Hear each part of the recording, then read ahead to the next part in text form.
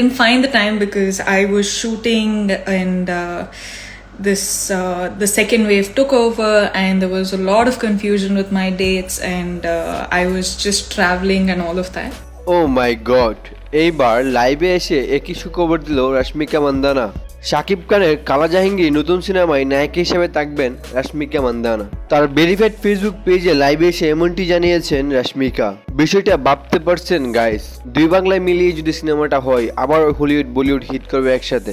And guys, যে সিনেমায় রশ্মিকা মান্দানা থাকবে সেই সিনেমা যে হলিউড বলিউড দুইটাতে হিট করবে এটা 100%। সো গাইস, আসলে কি শাকিব খানের কালা জাহাঙ্গীর সিনেমায় রশ্মিকা মান্দানা কাজ করবে, সেটা কতটুকু সত্য সেই বিষয়ে জানিয়ে দিব আজকে আপনাদেরকে। অ্যান্ড গাইস, ভিডিওটা শুরু করার আগে ছোট্ট একটা রিকোয়েস্ট, আপনি যদি আমার এই চ্যানেল নতুন হয়ে থাকেন তাহলে চ্যানেলকে সাবস্ক্রাইব করে পাশে থাকার জন্য অনুরোধ রইল।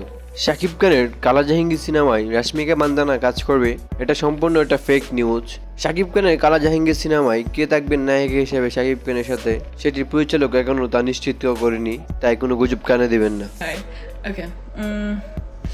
So do I start off? Okay, there are a couple of things which I really should talk about. So I'll start off with them. I don't want to stay in for too long and just keep repeating what I'm saying. So I've just made pointers. Let me just start off by talking about them.